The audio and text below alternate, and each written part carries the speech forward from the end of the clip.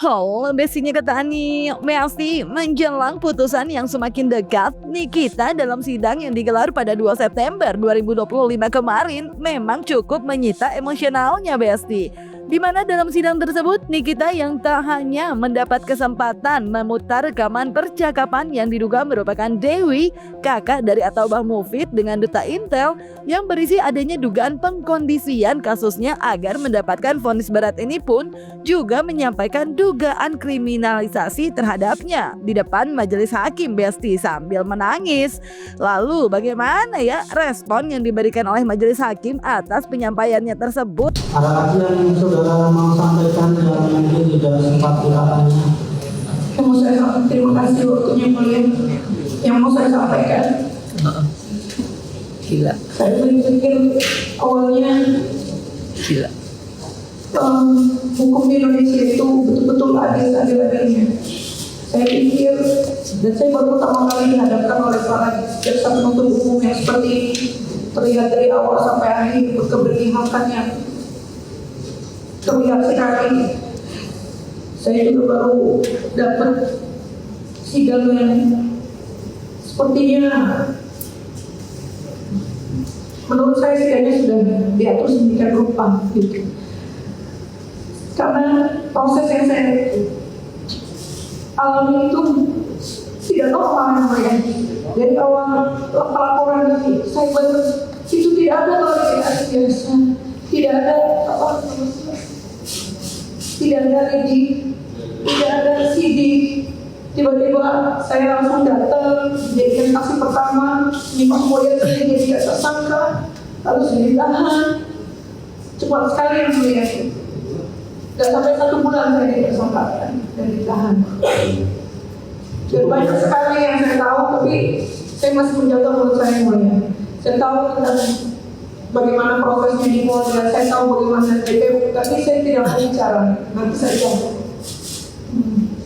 Cukup yang mulia. Sebelum ditutup juga perlu majelis sampaikan bahwa majelis sejak awal sudah memberitahukan kepada semua pihak, dari terdakwa, penasihat hukum, penuntut umum maupun mass media, pengunjungnya, bahwa majelis dalam perkara ini tidak ada transaksional.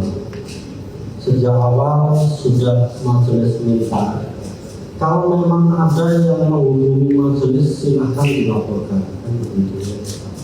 Jadi sekali lagi saya sampaikan, majelis tidak ada tendensi apapun, tidak ada transaksional.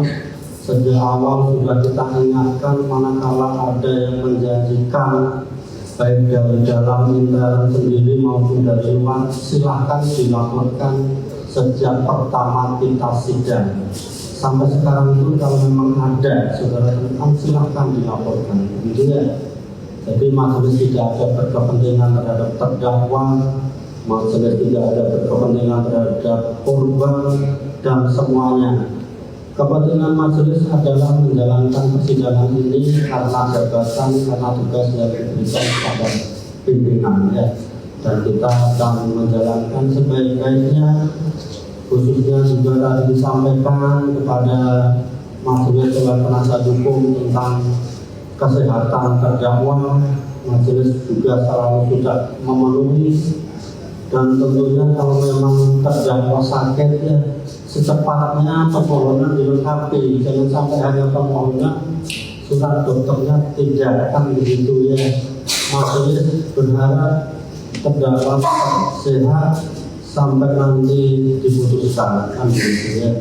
Nah, atas dugaan suap atau pengkondisian atas kasus hukumnya, Usman, tim kuasa hukum Nikita pun menyebut kalau Duta Intel yang diduga memberikan bukti percakapan antara ia dan diduga dengan Dewi terkait dugaan pengkondisian kasus hukum kliennya itu, menyebut kalau keterangan Niki memang kalau Duta Intel bahkan diduga menerima ancaman jika bersaksi di pengadilan Besti. Dan Usman pun berharap dengan bukti tersebut bisa menjadi pertimbangan serius bagi majelis hakim. Iya kan, jadi gini, itu kan proses awal ya, awal persidangan ini kita sebenarnya sudah pengen gitu ya menyampaikan ini gitu.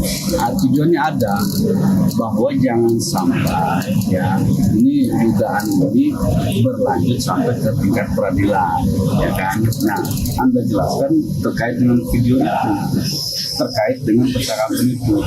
Jadi sampaikan bahwa saya sejak awal sudah ditarget, ya. Makanya tadi ada bukti berikutnya, bukti pendukung juga yang sama, itu adalah terkait dengan ini kita lagi tebar-tebar amunisi, gitu ya, menebar amunisi untuk memenjarakan NN. Kira begitu di dalam screenshot percakapan itu. Nah, artinya apa? Ini ada fakta yang kurang kita buktikan dengan percakapan itu, ya. Nah, maka kami menganggap dengan adanya bukti itu bisa menjadi pertimbangan serius ya bagi majelis hakim dalam memutus perkara ini, karena memang diduga sejak awal ada settingan ya untuk memuluskan rencana seseorang yang ingin memenjarakan memenjarakan kita. Ya, diduga keluarganya dia, kita Irda dengan keluarganya suaminya. Itu tadi yang saya sebut tadi, itu yang disebut kita di Dewi namanya. Oh, berarti antar keluarga itu percakapan antar keluarga. Kalau katanya kita Dewi itu keluarganya dari suaminya Reza. Dia nyeting ini semua artinya atau gimana, Bang? Ya, saya nggak bisa bilang dia yang nyeting, tapi itulah bukti yang disajikan di kita. Tadi dia menjelaskan apakah itu orang pernah Anda minta untuk bersaksi di sini? Pernah. Dia diancam mau dibunuh. Artinya dia nggak bersaksi karena dapat ancaman mau dibunuh. Ya, mungkin itu yang dimaksud Iki, termasuk rekaman tadi termasuk ada yang apa itu tadi yang dibilang Iki mau diancam dibunuh dan lain sebagainya. Nah, ini kan upaya-upaya represif begini kan sebenarnya tidak bagus juga ya. Kalau mau bertarung fair gitu ya, jangan kemudian di belakang mengancam sana sini dan lain sebagainya. Itu kan tadi pengakuannya Niki begitu di persidangan. Dia bilang orangnya mau bersaksi, tapi dia takut, ya. Tapi dia tidak berani untuk datang ke sini karena diancam. Itu keterangan Niki. Nah, sehingga mudah-mudahan tadi keterangan itu ya bisa menjadi pertimbangan yang benar-benar datang ya dari keadilan dari hakim nuraninya majelis ini, ya, bahwa dia tahu perkara ini bukanlah perkara yang dilakukan oleh Nikita. Selain menyajikan bukti, Nikita pun menyebut adanya buzzer-buzzer yang diduga dibayar oleh Reza Gladys untuk menyerangnya. Juga terlihat ditanggapi oleh konten kreator Miss Realistis. Dalam videonya itu, Miss Realistis menegaskan kalau yang membuat Nikita dipenjara bukan karena buzzer bayaran, melainkan karena dugaan pemerasan. Di sisi lain, Maria Lautan dalam unggahannya beberapa waktu lalu terlihat membahas soal buzzer-buzzer yang diduga dibayar oleh kubu Reza Gladys. Salah satunya adalah AP Teros yang diduga menerima total hingga 21 juta, di mana angka tersebut lebih besar dari Miss Gossip. Sidang kemarin tuh terdakwa udah ngomong kalau dia punya bukti-bukti Dokter Reza bayar buzzer buat ngehina-hina dia di dalam penjara, cenah. Terus dia juga punya bukti kalau dia itu ditahan karena udah dikondisikan, cenah. Kata gue mana ada begitu, yang suka hina-hina itu netizen yang dukung terdakwa justru. Ada orang berpendapat tapi nggak dukung terdakwa, dikatain LC, dikatain ani-ani, dikatain dibayar berapa, dibilang buzzernya Dokter Reza. Kata gue giling, sekedar meluruskan terdakwa ditahan gara-gara kasus dugaan pemerasan, bukan karena buzzer bayaran, apalagi dikondisikan. Oh iya, satu lagi, katanya terdakwa punya bukti foto JPU sama Kak Fitri Sahul Teru. Kata gue lah, apa hubungannya? Jangan bilang terdakwa dipenjara gara-gara foto. Jangan sinting. Tolong. Bos buzzer, teriak bos buzzer itu nyata, Besti. Aku tuh sampai takut. Suatu saat gitu anak SD ditanya sama gurunya, kamu mau jadi apa nanti besar? Saya mau jadi buzzer. Gara-gara terinspirasi. Atau anak SD ditanya lagi sama gurunya, kamu kalau udah besar mau jadi apa? Aku mau jadi Markus. Gimana kalau itu terjadi, Besti? Khawatir banget aku, Maya kan? Atau harus disahkan saja gitu? perbazaran ini menjadi UMKM gitu ya. Apakah penghasilan dari perbazaran ini harus kena pajak penghasilan gitu? Disclaimer dulu ya, bahwa ilustrasi yang aku tampilkan ini berdasarkan data dan fakta yang diberikan sumber yang aku tidak samarkan juga. Dan sebenarnya ada juga bukti transfer dan bukti percakapan, cuma tidak bisa aku tampilkan. Kalian bisa langsung ke orangnya aja nanti ya. Dan aku udah mendapatkan izin dari beliau untuk menyampaikan fakta ini. Ini adalah rincian uang jajan dan fee yang diterima oleh Apotheose. Pertama kali menerima itu waktu adanya meeting. Aku nggak tahu nih meeting ini apakah meeting yang penting-penting. Kemudian Rose di situ diberi uang cash sebesar 1,5 itu sebagai ucapan terima kasih. Atau meeting hal berkaitan sama kasus ini gitu ya. Nanti boleh ditanyakan langsung ya ke Apotheose. Di sebuah rumah mewah di area Lebak Bulus. Bulan Februari 2025. Sebuah manajemen bazar yang dikepalai oleh seorang wanita memberikan transferan sebesar 12.500.000 untuk pembayaran 10 video, di mana satu buah video itu diberikan kompensasi sebesar 1.250.000. Kemudian pada April 2025 ditransfer lagi sebesar 4.800.000 untuk pembayaran 4 video. Kemudian pada bulan Juni 2025 Apotheose diajak untuk mengunjungi rumah seorang pengusaha bersama Miss Gossip dan satu orang lagi laki-laki. Total ada 3 orang, masing-masing diberikan 2 juta rupiah. Pada suatu hari setelah sidang, itu Apotheose nggak datang ke sidang kalau nggak salah. Dia ditelepon sama salah satu temennya. Kamu datang yuk, kita mau kumpul, katanya gitu. Ternyata mereka karaoke, besti. Apotheose nyusul ke sana, terus kemudian pulangnya ditransferlah dia 1,5 juta. Jadi total yang diterima oleh Apotheose sebesar 21.800.000. Lebih besar daripada Miss Gossip ya kan?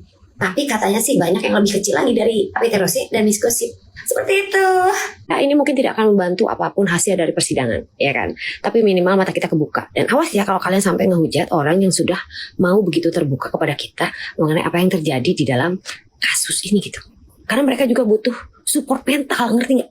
Anyway, sidang Nikita yang makin dekat dengan putusan memang semakin dijadikan kesempatan bagi tim kuasa hukum Nikita untuk benar-benar memberikan pembelaannya terhadap Nikita. Seperti salah satunya Sindu Parajit yang terlihat mengorek informasi terkait TPPU kepada saksi ahli yang dihadirkan. Karena seperti diketahui, Nikita didakwakan TPPU karena adanya aliran dana yang masuk ke developer rumahnya, di mana dana tersebut bersumber dari Reza Gladys.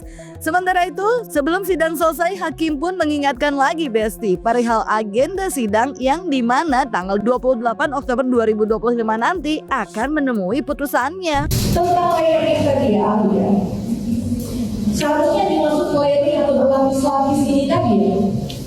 Biasanya apakah layering ini ketika uang tadi ditransfer oleh B ke perusahaan C itu, apakah seharusnya layering ini mengubah nama kepemilikan, misalnya bukan atas nama si A dan itu atas inisiatif si A untuk membeli rumah atas nama orang lain? Apakah yang dimaksud layering berlapis-lapis itu termasuk itu? Baik. Dalam beberapa kasus TPPU memang layering ini atau berlapis-lapis ini seperti itu, dan memang ini konsultasinya akan kemudian ujung nanti tidak bisa diketahui lagi, jadi seolah-olah ini uang halal sumbernya. Nah, kalau yang ditanyakan tadi seperti apa dalam ilustrasi itu, maka sebenarnya ini tidak ada layering apa-apa, jadi kan dia tidak melakukan perlapisan lagi. Kalau yang dimaksud layering itu, melapis itu, dia misalnya dalam kasus sesungguhnya TPPU itu, dia kemudian mentransfer, lalu kemudian orang lain ditransfer lagi dan sama sekali tidak terlihat ini dari siapanya, terutama si A betul-betul tidak terlihat, dan bisa jadi pada akhirnya nanti aparat penegak hukum bisa bahwa ada afiliasi misalnya dengan perusahaan tersebut dengan si A, atau kemudian ada orang terdekat misalnya yang kemudian kena dengan si A ini dan seterusnya. Tapi kalau tadi dinotis nama saya disebut dari itu bukan dalam rangka tindak pidana pencucian uang, itu dia dalam sebuah fakta yang menganggap bahwa ini kesepakatan, lalu kemudian silakan bayar, dan itu pun kalau tidak ada tempus yang dimaksud tadi kan, pembayaran KPR itu sudah ada jauh sebelum kesepakatan itu terjadi. Jadi sama sekali itu bukan dalam rangka menyembunyikan atau menyamarkan. Ini kan sudah terjadi sebelum kesepakatan terjadi. Kesepakatan itu ada, lalu dia dengan pikirannya ini ya, tanpa ada mensreya, tanpa ada dengan cara sama sekali, dia katakan transfer di sana. Saya kira itu Jika merupakan tendensi. Baik, menurut kami itu jelas bukan adalah suatu layering, karena layering itu biasanya sifatnya transaksi yang kompleks, kemudian memisahkan dari sumbernya dan membuat sulit untuk dilacak, begitu ya Andi? Kami hari Kamis tanggal 2 Oktober pengesahan ahli dan terdakwa. Kalau ada bukti surat dari itu juga. Hari Kamisnya tanggal 9 adalah tuntutan. Hari Kamis berikutnya tanggal 16 adalah pemberian. Terus nanti kita agendakan putusan tanggal 28 Oktober.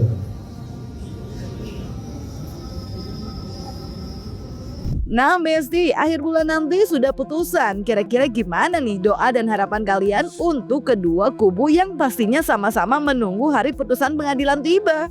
Jangan lupa like, subscribe, and share biar bisa dapetin video berita kece lainnya cuma di Kata Ani Besti.